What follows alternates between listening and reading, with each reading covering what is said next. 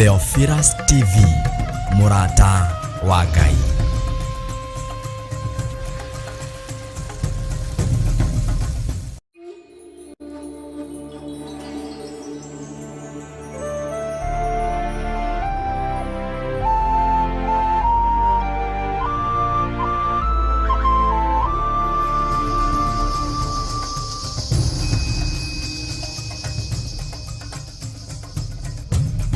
Theophilus TV, MURATA wa NGAI.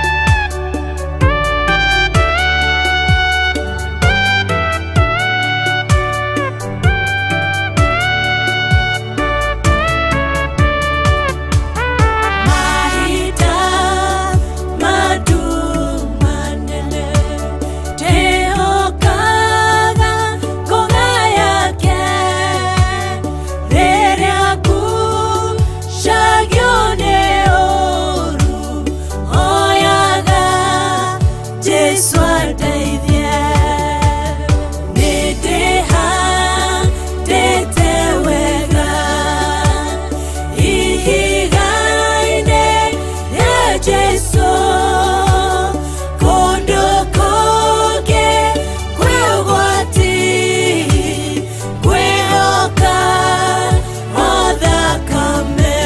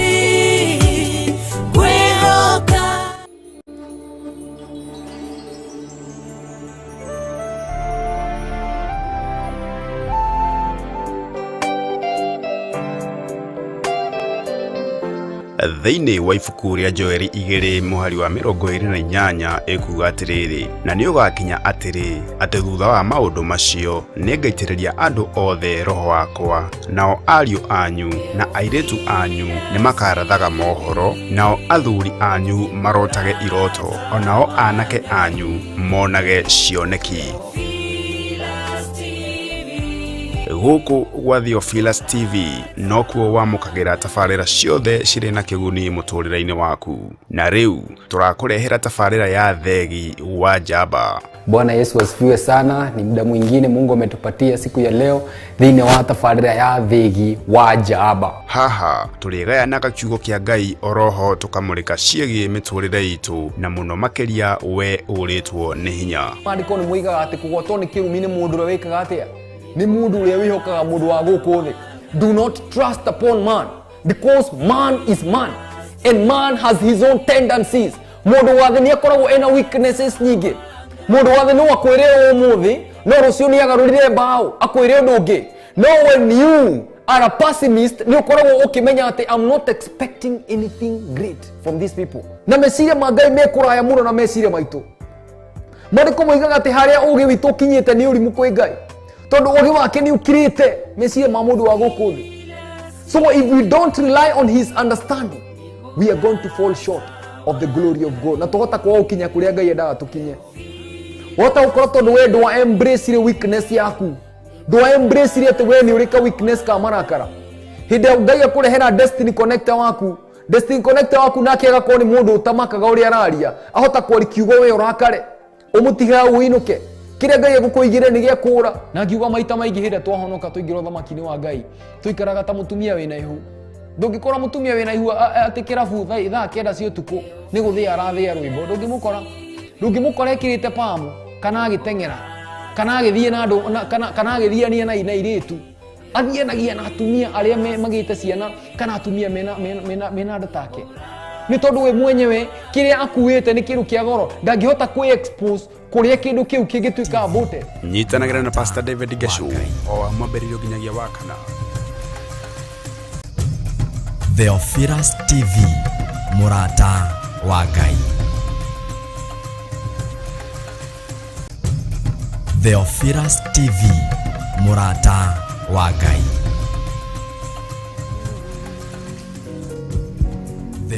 Fadhili zako za milele haulinganishwi na chochote. iwe uliye mwanzo tena ni mwisho.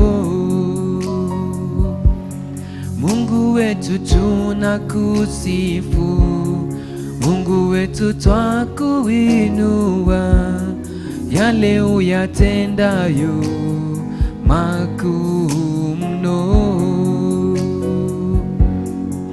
Fadhili zako za milele haufananishwi na chochote, iwe uliye mwanzo tena ni mwisho. Mungu wetu tunakusifu, Mungu wetu twakuinua, yale uyatendayo makuu mno.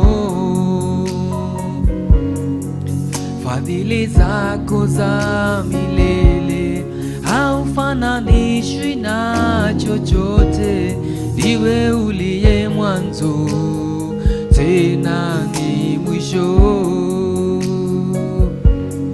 Mungu wetu tunakusifu, Mungu wetu twakuinua, yale uyatendayo makuu mno. Fadhili zako za milele haufananishwi na chochote, iwe uliye mwanzo tena ni mwisho.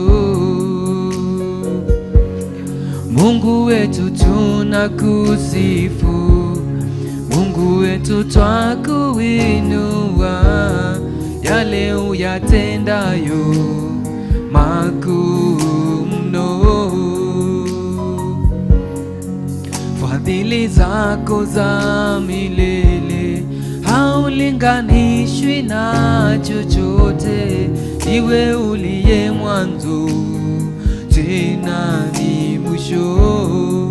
Yesu unastahili, Yesu kuabudiwa, unastahili Yesu kuinuliwa, unastahili Yesu kushujudiwa.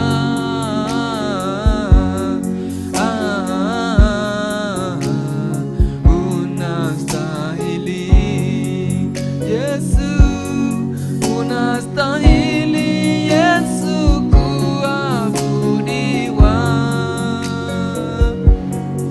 unastahili Yesu kuinuliwa,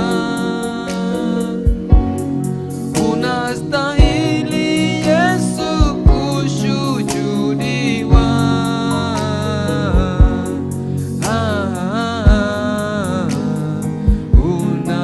Unastahili Yesu, unastahili Yesu kuabudiwa, unastahili Yesu kuinuliwa, unastahili Yesu kushujudiwa.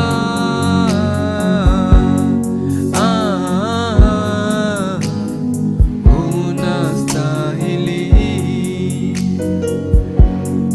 Mungu wetu tunakusifu, Mungu wetu twakuinua, yale uyatendayo makuu mno. Fadhili zako za milele haufananishwi na chochote, iwe uliye mwanzo tena ni mwisho. Mungu wetu tunakusifu, Mungu wetu twakuinua, yale uyatendayo makuu mno. Fadhili zako za milele haulinganishwi na chochote, iwe uliye mwanzo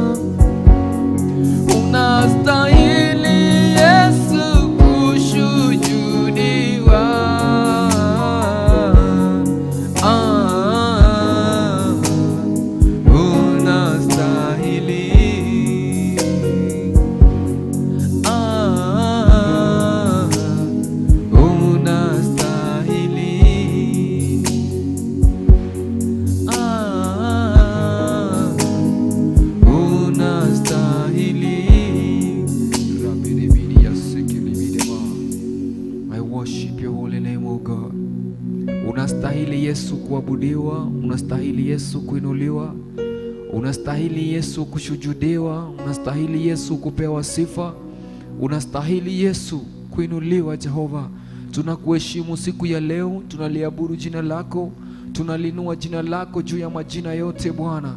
Tunaliheshimu jina lako, tunalitukuza jina lako, tunalienzi jina lako juu ya majina yote. Ewe Yesu, wastahili Yesu kuinuliwa na kuheshimiwa na kuabudiwa. Wewe ni Mungu wetu, haufananishwi na chochote Bwana. Wewe ambaye ndo mwanzo tena mwisho.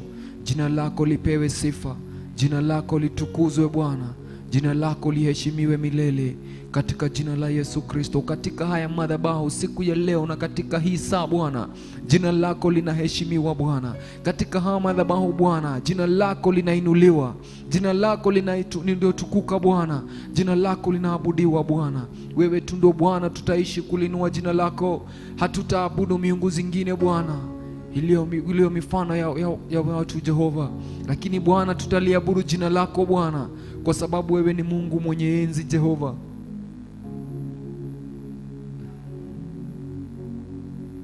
We worship you Jesus.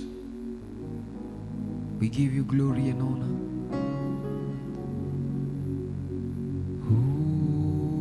Holy, holy, blessed is he who comes in the name of our God. Holy, holy, blessed is he who comes in the name of our God. Hosanna, Hosanna, blessed is he who comes in the name of our God. Hosanna, Hosanna, blessed is he who comes in the name of our God. Holy, holy, blessed is he who comes in the name of our God. We worship you, O Lord. Blessed is you, O King of kings and Lord of lords. I worship you and I honor your name this day. In the name of God the Father, God the Son, and God the Holy Spirit. Amen, amen, amen. Bwana asifiwe sana. Naitwa Pastor Ngechu David, nimeokoka na Yesu ni Bwana katika maisha yangu. Katika roho yangu niko na ushuhuda wa Yesu Kristo. Kama vile mama ametuambia ya kwamba yeyote aliye na mwana ako na ushuhuda. Bwana Yesu asifiwe sana. Whoever has the Son of God in him has a testimony. Whoever has the Son in him has a testimony that he is born again, he is saved, that Christ Jesus died and arose on the third day. Tumeambiwa vitu tatu. Tumeambiwa mambo ya death, there is burial, and there is the resurrection, and there is the testimony. Bwana Yesu asifiwe sana. So whoever has the Son of God, he is dead and he is buried and he has arisen with Christ Jesus. He is a new creation, and now he testifies that he is already in victory. That we are not fighting for victory, we are already in victory. That is what we confess. That is why the Bible says in the book of Revelation that the testimony of Jesus is a spirit of prophecy. Because when you are testifying the testimony of Jesus, you have the spirit of prophecy in you. You are prophesying. Bwana Yesu asifiwe sana. That is why when you maandiko inasema kwamba every knee shall bow and every tongue shall confess, and whosoever shall call upon the name of the Lord, he shall be saved. Bwana Yesu asifiwe sana. So I have the testimony of Jesus on my lips. Na nasema ya kwamba the cross of Jesus Christ ndio kitu ya maana sana katika maisha yangu. Paul anasema, far be it if I should glorify myself, or I should glory in any other thing except in the cross of Jesus Christ. That alikuwa na ile, angeweza kuglory kwa sababu ya ile utukufu Mungu alikuwa amempatia, angeweza kuglory kwa sababu ya ile hekima Mungu amempea, angeglory kwa sababu alikuwa na nguvu hadi ya kufufua wafu, kuponya waliogonjwa, angeglory kwa sababu ya hizo vitu zote. Lakini anasema, far be it if I should glory in anything else except in the cross of the Lord Jesus Christ. So the testimony of Jesus Christ is that I have carried my cross and I'm following Jesus Christ. And I'm looking forward at Jesus Christ, the author and the finisher of my faith. Bwana Yesu asifiwe sana. He's the author and the finisher of my faith, who overcame everything due to the joy that was set before him. He overcame each and everything. Bwana Yesu asifiwe sana. Kwa hivyo karibuni sana katika Theegi Wajaba, wote ambao wako mahali pale kushiriki na sisi pamoja. You are in Theophilus TV, MURATA WA-GAI, na siku ya leo tungetaka kujua kile ambacho Mungu ametuandalia. Last time tulikuwa tunaongea kuhusu sexual immorality and other related perversions, na tukakuja kujua ya kwamba sexual immorality ni kitu yenye shetani hu deceive mawazo ya mwanadamu, anaileta in the line of deception, in the line of kitu inaitwa attraction. Bwana asifiwe sana. Kuna kitu nilikuwa nasema jana ya kwamba the strongest dimension of deception is sexual immorality is attraction. The strongest tool of deception in sexual immorality is attraction. Kwa sababu the moment unakuwa attracted kwa mtu, you do not have the discernment kama kweli this is genuine love, ni upendo ya kupenda mtu like a brother or a sister, ama ni upendo ya kuwapeleka kwa kitanda. Bwana Yesu asifiwe sana. When you lack this discernment, that means that the inner man in you is not speaking to you. That means that you need to surround yourself with godliness. Kama vile tumeambiwa, there is an inner child mwenye anakuanga ndani ya mwanadamu, mwenye anakuongeleshanga. That inner child, wakati yenye wewe mwenyewe umehave a word of impact, huyo mtoto huamka na anakuambia this is not the right way. Bwana Yesu asifiwe sana. So the strongest tool of deception in sexual immorality is attraction. Kwa sababu shetani, Mungu akiumba attraction, hakuwa ameiumba ili ndio ikaweza kudeceive mwanadamu. Mungu akiumba attraction, hakuwa ameiumba ili ikaweza kukuelekeza kwa dhambi. Wakati Mungu aliumba attraction ama intimacy, aliumba for his own good benefit, that we may use it in the appropriate way. Lakini mwanadamu kwa sababu ya kukosa kutafuta Mungu na kukosa kuwa mwelekeo wa Mungu, ndo mwanadamu anadanganyika, anakosa kujua wakati yenye yeye mwenyewe anafaa kuwa anapendana, upendo wa kupenda ndugu na dada, upendo wa marafiki, ama upendo wa kitandani. Bwana Yesu asifiwe sana. There is only one person you're supposed to be attracted to when it comes to attraction in the bed. Bwana Yesu asifiwe sana. That is your wife, that is your husband. Lakini sexual immorality haitambui kama umeoa ama kama umeolewa. Haitambui wewe ni nani. So long as you do not have the Spirit of God in you, mwenye anaweza kukufundisha, akupatie the discernment to know the proper time, there is no way wewe mwenyewe utaweza kusucceed. That's why nilianana nikasema ya kwamba if anything is not backed up by the Holy Spirit of God, then you are going to lead to destruction. Kwa sababu we do not know the way to heaven, but the Lord God Almighty himself, the Holy Spirit knows. Yeye mwenyewe ndio huaga anatuelekeza. Na tukakuja kuona maandiko inasemanga kwamba the sexual immorality is the only sin that huaga wewe mwenyewe una defile your body. Hiyo ni wakati yenye wewe mwenyewe umepeana mwili wako kwa kitu ambacho sio cha Mungu. You defile the temple of the living God. We are supposed to be so careful when what kind of people we are attracted to or we connect ourselves with. Kwa sababu si watu wote wanakuwa na motive mzuri. Na nikawaambia, if you lack this discernment, you will never differentiate between love, lust and obsession. Hautaiweza kudifferentiate. But when the Spirit of God is in you, he teaches you times and seasons.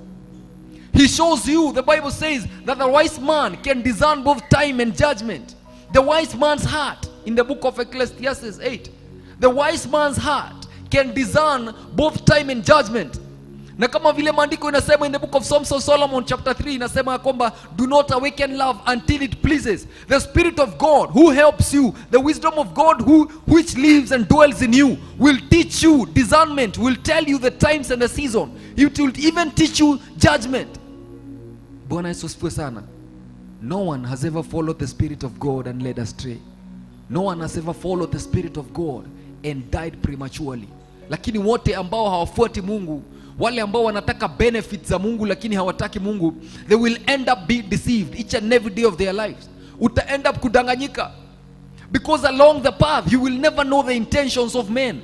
Wewe utaenda kuingia kwa relationship blindly, lakini because you do not discern time and judgment, utajipata wewe mwenyewe umetumiwa na umeachwa, na low self esteem itaenda ikiingia ndani yako, na low self esteem ikiingia utaenda kujichukia, you're going to become valueless. That is how people develop depression and stress. It starts from stress to depression. We'll talk about it some other day, kwa sababu ni kitu ambao mimi nimepitia mimi mwenyewe. I've battled depression in my life and I overcame it by the help of the Lord God Almighty. Bwana asifiwe sana.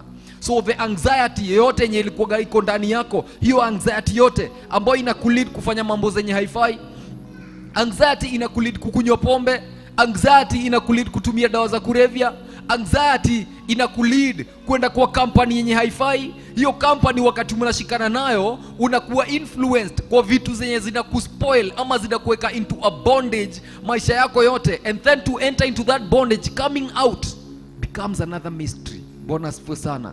Now you need another help from the Holy Spirit of God, mwenye uliignore from the very first beginning. The Bible says that the stone that the builders rejected has become the chief cornerstone.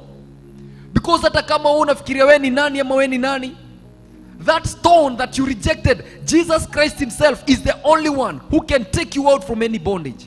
Bwana Yesu asifiwe sana. Mimi niko kwa bondage kubwa sana hadi nishaikuwa hadi chokora. Natafuta mpaka mahali pa kulala na la kwa matatu zenye ziliachwa kitambo zikatolewa miguu, ziko tu park mahali mpaka naenda kulala hapo. I was valueless, I was worthless. I didn't have any value at all. Nilikuwa najiona mimi ni mtu bure kabisa. But the moment I came to find solace in Jesus Christ, right now, mtu mwenye alikuwa anatumia madawa za kulevya, mtu mwenye alikuwa analala nje, mtu mwenye amefanya kila dhambi aina mtu ameenda jela, mtu amekuwa recruited kwa groups zenye hata si za uungu hata kidogo, mtu mwenye amefanywa hizo kafara zote, saa hizi I'm preaching the gospel of Jesus Christ. This is the doings of God. I have the testimony of Jesus that he has the power to redeem, he has the power to save, he has the power to transform, he has the power to change your life. Wherever you think you have done, wherever you think you are, mahali popote unadhani uko saa hizi, zile vitu zenye zote unadhani unataka kufikiria kufanya, kama ile status zenye uko, regardless there is still hope. Kama vile kuna kuwaga na jua mchana, kuna mwangaza mchana, na hata usiku wakati kuna giza bado kuna mwangaza. Mungu hutupatia, God has given us a glimpse of hope through the moon, that there is hope for you even when you are in deep darkness, because as long as you are alive, I believe that Mungu akona kitu ya maana katika maisha yako. So hii behavior, kwa sababu hii demon ndo imeweza kukumba watu wengi sana. Tuliona kwamba kuna 66 million pornographic sites, na wakati yenye shule zimefungwa, hizo sites ndo huwaga zinaonwa sana. That means that our children, those teenagers, they have a lot of knowledge concerning sexual immorality. Hata wakiwa wadogo wanakuwa exposed kwa hizo vitu, because there are a lot of triggers. Kila mtoto ako na simu, so there is ease of access to information that can defile them even in their premature brains. And the only thing that we can do is teach them the path of God. Admonish, tuite dhambi, tusiweze kuita kitu ingine. Kama ni kitu mbaya inaitwa kitu mbaya. It is not good for a man to fall in love with another man. It is not good for a woman to fall in love with another woman. That is wicked. That is not the way God made things to become. Mungu hakutengeneza vitu zikuwe hivyo. It is evil. It is evil to sleep with a child. It is evil to have sexual immorality before you get married. It is evil. Kwa sababu hujui kama utaachwa, udevelop low self esteem, uend up kujinyonga kama wale watu wengine wenye ujinyonga. You do not know tomorrow. Cover yourself with the Lord. There is power in salvation. I can testify that. I am a living testimony that Jesus Christ can redeem and transform. Bwana asifiwe sana. Life ni yako peke yako, na life hautairudia tena. Si ati ni mahali penye mtu urudia kama class 2 unarudi class 2. Ukishatoka, ukishakuwa mtu, wewe ulikuwa mtoto, ile time yenye wewe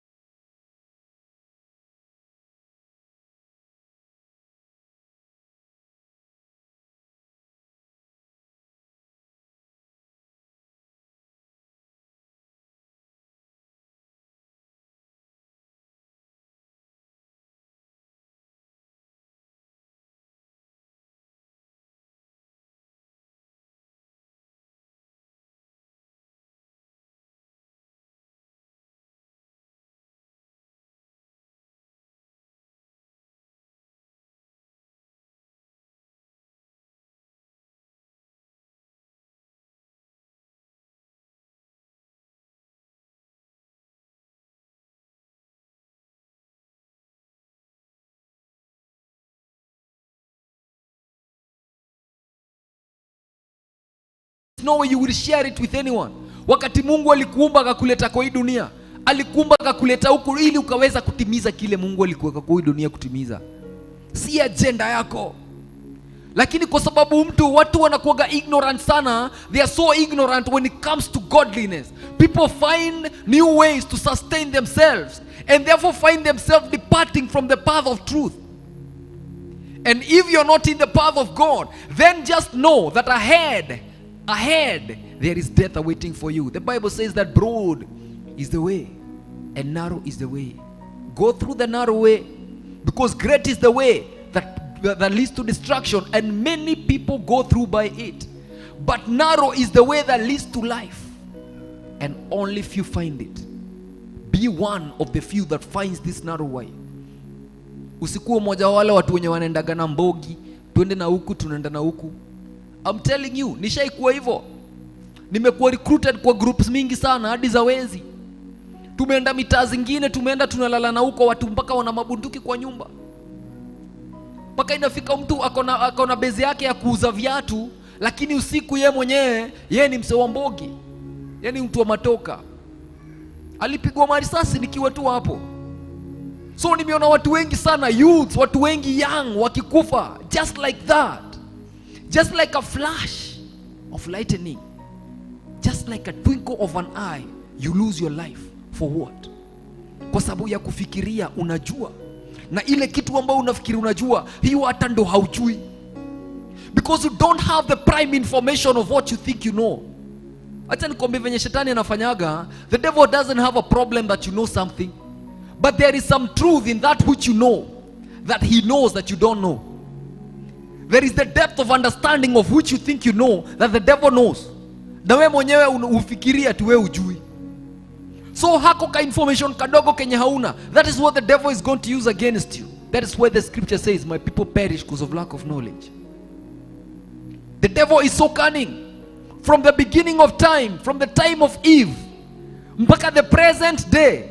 Neza akuuliza swali, how many people do you think that the devil has deceived? Ama ameyadanganya watu wangapi kutoka hiyo time mpaka sai? Tukitrai kuhesabu all those thousands of years, wale watu wote wenye amedeceive, wale wenye walikufa prematurely, wale watu wote wenye saizi they are in the graves. Kuna mtu aliniambia, do you want to see where there is a lot of potential and there is a lot of talents and gifts? Go to the grave. You will find people who lay there with great gifts. They could have become great men and women of God. They would have become great investors. They would have become presidents and great politicians. But they led according to the path, the broad path. Now they are dead. Hakuna mtu yoyote mwenye hutafuta jina huaga anaishi. Wacha nikuambie kweli. Kuna kijana fulani nilikuwa naishi pande ya Umoja. Alikuwa mwizi wa bunduki. Na acha nikuambie kweli, he came and he robbed, nikarobiwa kwa shop yangu. But I'm telling you, in 3 months huyo kijana alikuwa amekufa. Amekufa nini? Hadi zile vitu zenye alikuwa anafanya hazimsaidii sai.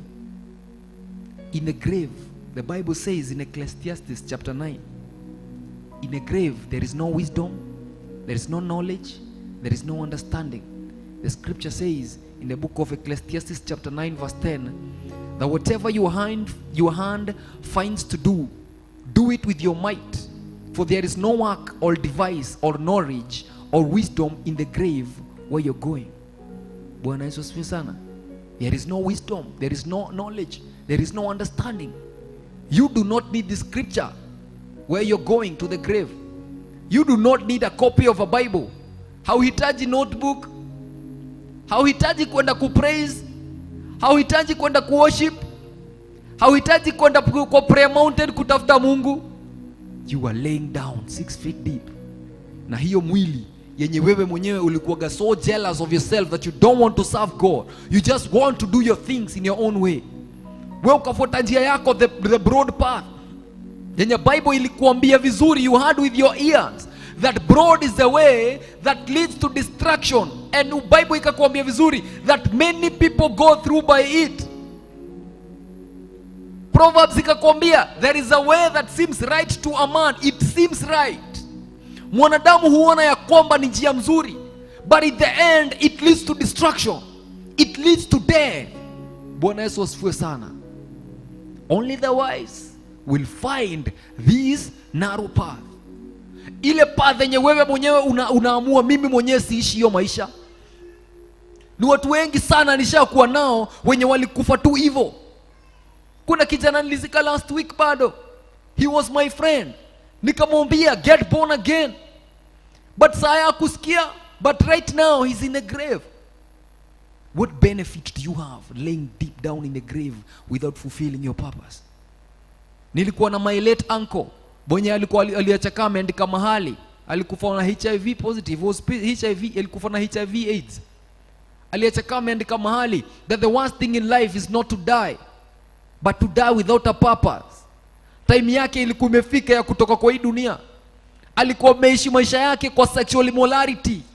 Yeye mwenyewe hakuna msichana alikuwa anasamehea. Alikuwa anawapata wote kwa wasichana wengi sana. But right now he's laying 6 feet deep. There is no profit in living that kind of a life. There is no profit. The Bible says in Ecclesiastes chapter 9 verse 12, for man also does not know his time, like fish taken in a cruel net, like birds caught in a snare. So the sons of men are snared in an evil time, when they fall suddenly upon them. Bible inasema for man does not know his time. Hakuna mtu hujua siku yake. Na kama vile samaki hutegwa, samaki huwaga anafikiria ati yeye atachamaliza hiyo siku itakuwa successful sana. Anafikiriaga siku yangu itaisha tu fresh sana. But yeye wakati anategwa anajipata kwa net. Na Bible inasema like a bird caught in a snare, so the sons of men are snared in evil times. Evil times. Wakati yenye wewe mwenyewe unafanya zile vitu unafikiria ni ya mzamana. Wewe msichana enda ujiuze venye unataka. Lala na watu wote unataka kulala nao. But you will get pregnant and there is no way you can undo a pregnancy. Lazima utaishi na hiyo evidence kwa maisha yako yote. Wewe ni kijana mwenye unafikirianga tu kulala na wasichana wote. Endelea kulala nao wote. But just know kuna vitu zinaitwa magonjwa. Unaweza jipata umekuwa mgonjwa na upate magonjwa zile zinakuwa ni mbaya sana, kuza zingine zinaitwa super gonorrhea. Hizo part zako zinaanza kukatika moja moja. Don't think that you're wise in your own eyes. That's what the scripture says. Usifikirie wewe ni mjanja sana kwa macho yako peke yako. Because you might be wise in your own eyes, but in the eyes of God ujipate you know nothing at all. Solomon akiongea hii maneno, he was a backslidden man. Kwa sababu Solomon akiandika Proverbs alikuwa straight up, but wakati alikuwa anaandika Ecclesiastes alikuwa ameexplore kila kitu kwa ulimwengu, na akafind out that hakuna kitu hakufanya. Ukisoma in chapter 2, the Bible says chapter 2 verse 1 inasema, I said in my heart, come now, I will test you with mire. Therefore enjoy pleasure, but surely this also was vanity. Maandiko inasema, I said of laughter, it is madness, and of mire, that does not accomplish. I searched in my heart how to gratify my flesh with wine, while guarding my heart with wisdom, and how to lay hold on folly, till I might see what was good for the sons of men to do under the heavens all the days of their lives.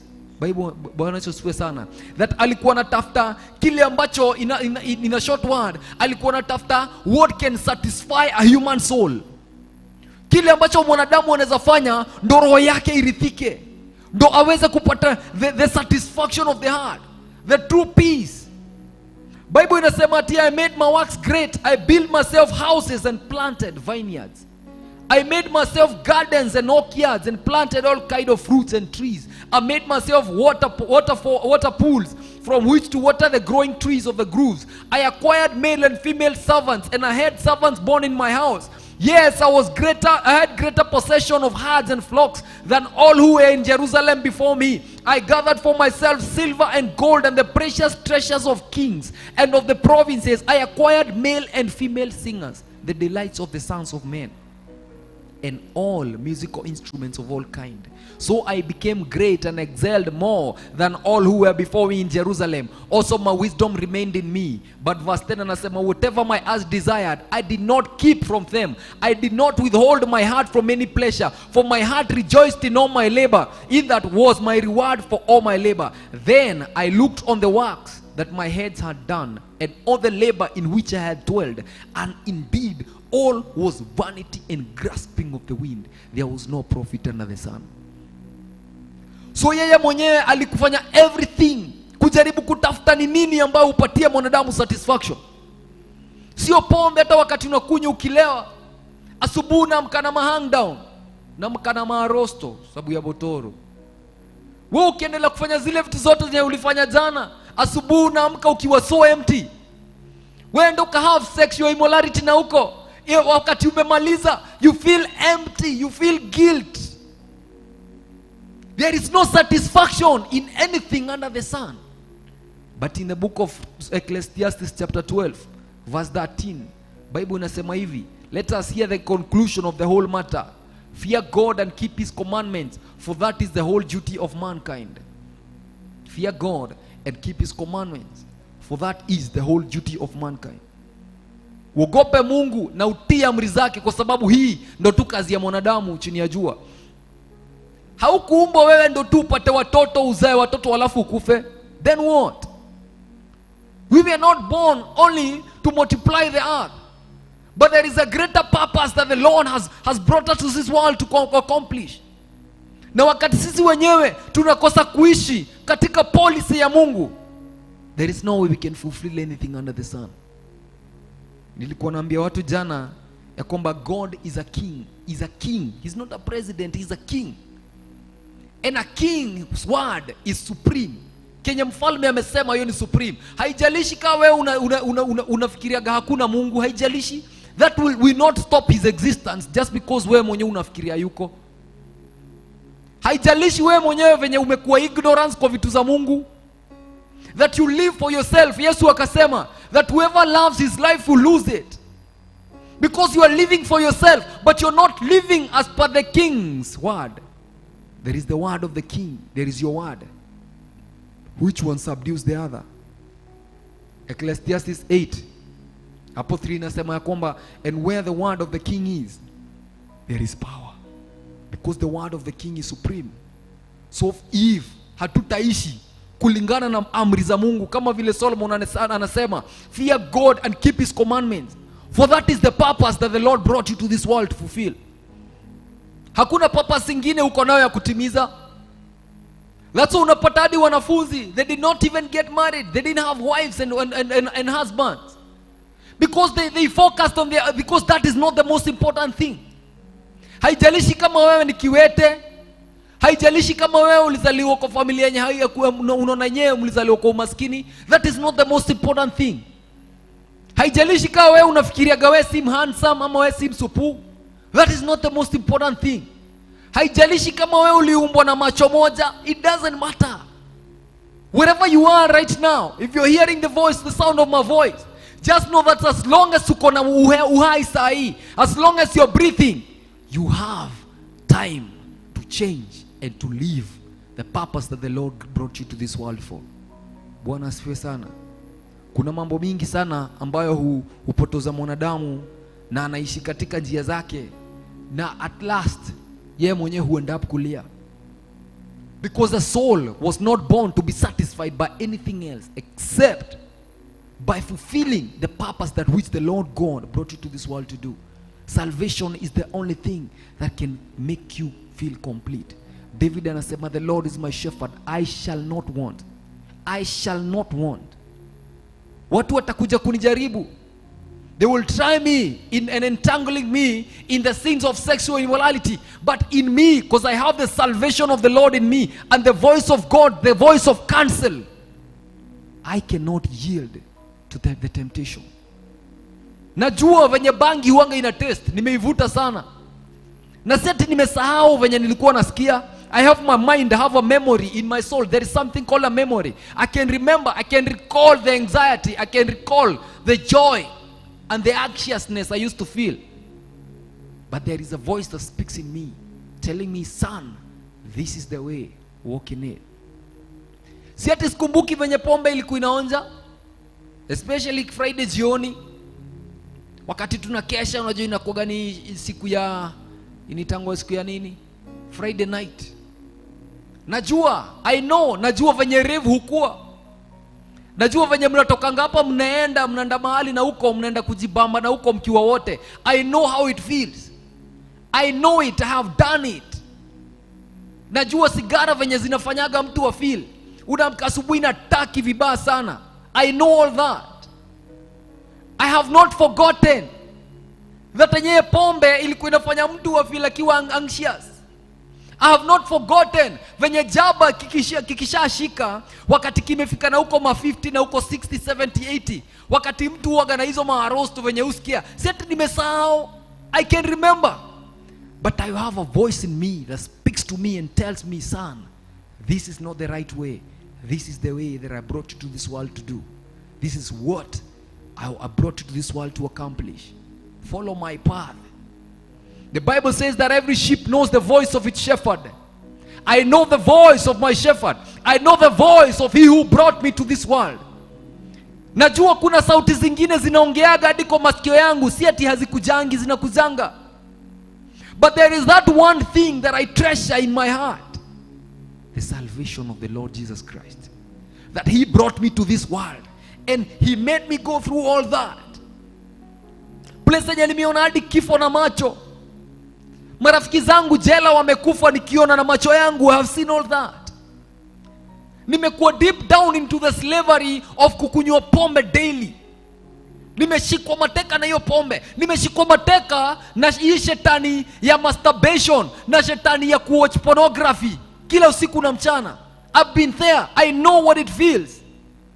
But there is a voice that speaks in me, which is greater than the voice that speaks in the world. That's why the scripture says that he who is in us is stronger than he who is in the world.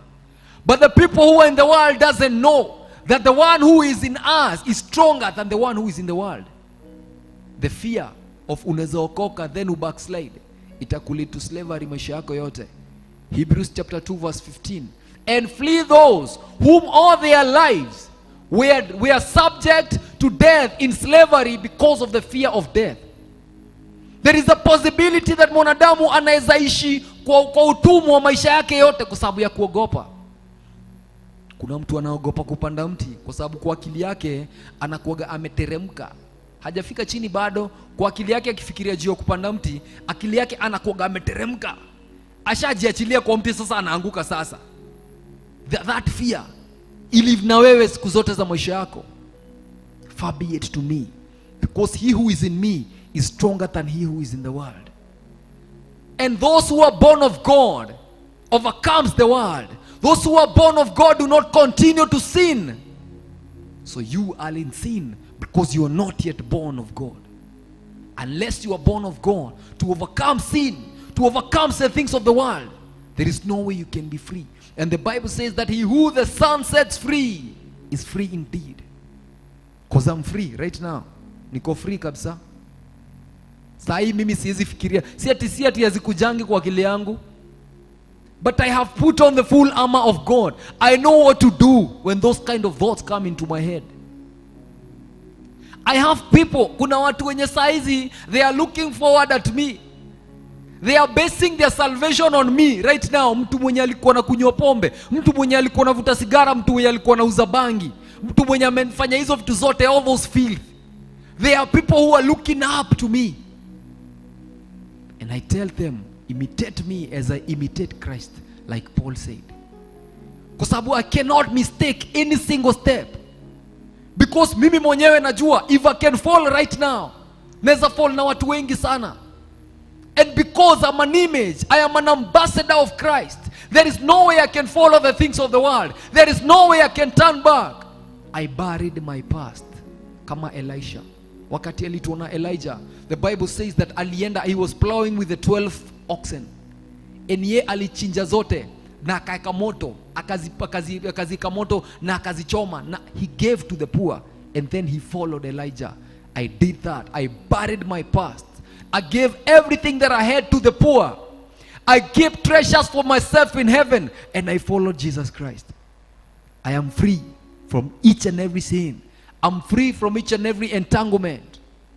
My life is a testimony. Saa easy. I'm speaking. I'm standing here as a testimony. Wewe mwenye umeshindwa kuacha masturbation, I've been there. I've been in that sin. I overcame. I've been in pornography all day, all night. Hizo picha zinashinda zikiflow in my head. But I'm born again right now. Si ati sikumbukagi venye zilikuwaga. But there is a limit that the Holy Spirit of God put in me, that my thoughts haziwezi kuwa entangled na vitu za ulimwengu. Alieka ile kuchukia, nikaanza kuzichukia sana. Whenever they come into my head, the first thing I think about is death. The devil comes to steal, kill, and to destroy. And because I have the Son in me, I won't let the devil put the Son of God to death again in me. I won't crucify Christ Jesus again. Nitaendelea na safari, and I will continue to preach this gospel. Hata kama watu hawatakangi kusikia hivyo, I'll continue boldly. Jesus alisema, whatever you hear in the dark, speak it in the light. And whatever you hear in your ears, go in the housetops and speak about it. Proclaim what you heard in the secret place. So this is what I heard in the secret place, that there is a time that is going to come. If you are not going to repent, kama hautatubu, kuna time itafika. Bible inasemanga hii generation kuna time itafika na kutapata generation ingine itakuja na haitaikumbuka hii generation. Everything that is, was, and shall be.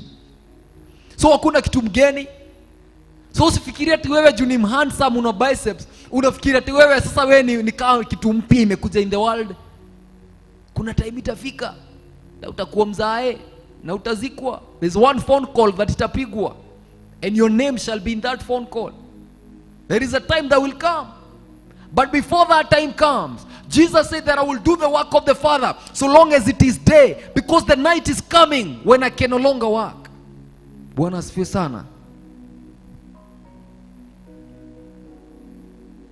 Nawapenda sana. Tuko na Nancy Kamau. God bless you so much. You are inside the tent. God akubless sana. That is great. Kuna Jen Wanjiko, Mungu akubariki sana. Ni Munderito, God akubariki sana. Joyce Nduta, Mungu akutendee mema. Nancy Kamau anasema, wow, amen. It's good to have a testimony in my lips. God help us. Amen. It's good to have a testimony. I proclaim and confess. Kuna vile yu pendo yote nye Mungu alinipenda nao nitakanyagia. No, I will testify. Thank you so much, Terry. Thank you so much, Nancy Wanjira nasema Mungu azidi kukuhifadhi katika wema wake, ndo utie wengine nguvu kabisa. That is what I will always do all the days of my life. Kuna Meriteri anasema sauti please. I hope you're going to check on that. Waithira Wanjira anasema Mungu akupe hekima na maarifa. Thank you so much. God bless you so much. Ni Moderito anasema true grave is the richest place on earth. Yes, it is the richest place on earth. Nancy Kamau anasema woi kafuata nimu. God bless you so much. Kuna Caroline Binya anasema ni members day. Yes, inakuga ni members day leo, ni Friday, inakuga members day. Waithira Wanjira anasema spirit of vengeance ni hatari. God bless you so much. God do you good. Waithira anasema jaba nini naonaga wakisema stories za jaba ni miraa ile yenye watu wanaekaga kitagzina hapa, mtu anachuna tu majani anakula, hiyo ndo jaba. Anasema this world full of many voices, I choose to listen to the word and singing. God bless you so much. Wow, hallelujah. I like your confidence with Christ Jesus. God bless you so much. Waithira Wanjira, God do you good. And Joyce Duta, thank you God, I bless you. Yeah, I bless the name of the Lord, and may you bless because of listening to me na kukuwa na mimi siku ya leo. Let's not forget that this world will come to an end, that there is a time that will come. Jesus alisemaga, alililia Jerusalem akasema, woe unto you Jerusalem, you who kill and persecute all the prophets that are sent to you. How many times have I tried to gather your children like a chicken gather the brood of his chicks, but you were not willing. Now see how desolate you look. But you will never see me until the day you say, blessed is he who cometh in the name of the Lord. I bet that I will live for the Lord all the days of my life. Maisha yangu yote nitaishi kwa Mungu na nitaishi kutenda mapenzi ya Mungu. Even itabidi tu mimi mwenyewe nishikwe nikatwe kichwa, I will still not stop preaching the gospel of Jesus Christ, because I know that after this life there is another life that I'm preparing for, and that is the best life. Bwana Yesu asifiwe sana.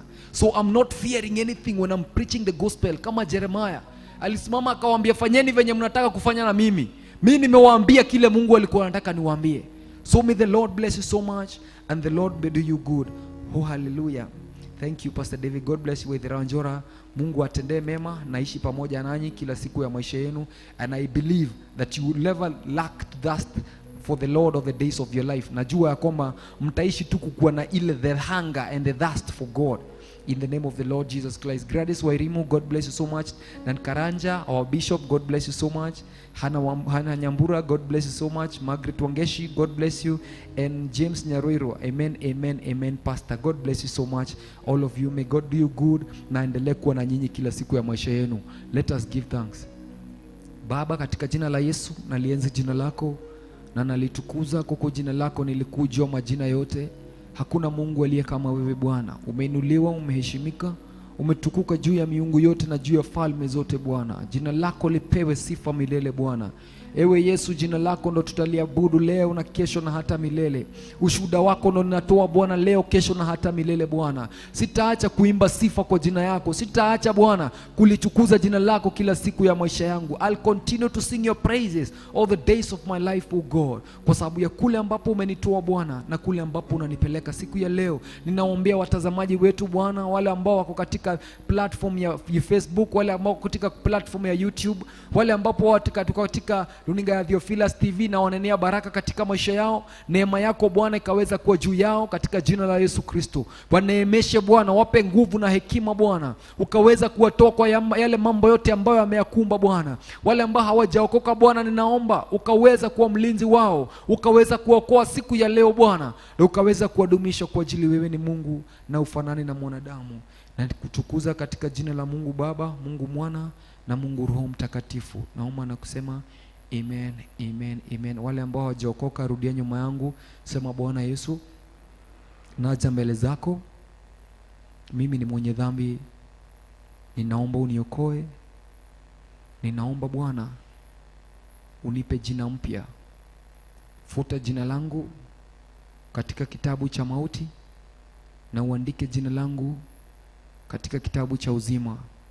Nipe Roho wako Mtakatifu aniongoze kila siku ya maisha yangu. Kutoka siku ya leo nimeokoka na Yesu ni Bwana. Amen, amen, amen. Asante Bwana kwa wale ambao wameokoka siku ya leo. Ninaomba ukaweza kuwadumisha, ukaweza kuwashika na mkono wako wa neema, ukaweza Bwana kuwainua kila wakati wa maisha yao Bwana, kuwa mlinzi wao, kuwa mchungaji wao Bwana, ukaweza Bwana kuenenda nao katika kila njia ya maisha yao. The Bible says that the Lord is my shepherd and I shall not want. Oh, the Lord become their shepherd that they may not want anything in this world, oh God. Katika jina la Mungu Baba, Mungu Mwana na Mungu Roho Mtakatifu. Amen, amen, amen. Wale ambao wangetaka kutoa sadaka zao, katika kuna namba yetu utaweza kuikiwa na wa producer Theophilus TV. Utaweza kupata namba yetu na pay bill, ukaweza kubarikiwa mpaka tunane siku ya kesho. Barikiweni. Shalom, shalom, shalom, shalom. Nawapenda sana. Amen.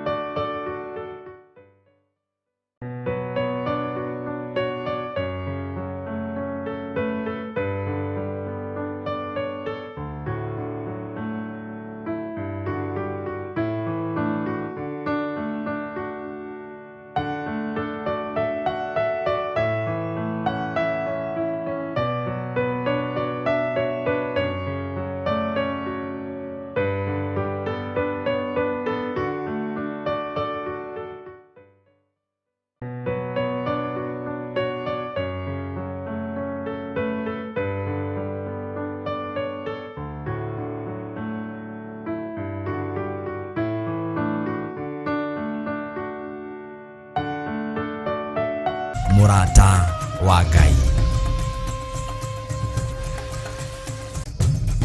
Theophilus TV, MURATA wa Ngai. Theophilus TV, MURATA wa Ngai. Theophilus TV, MURATA wa Ngai. Theophilus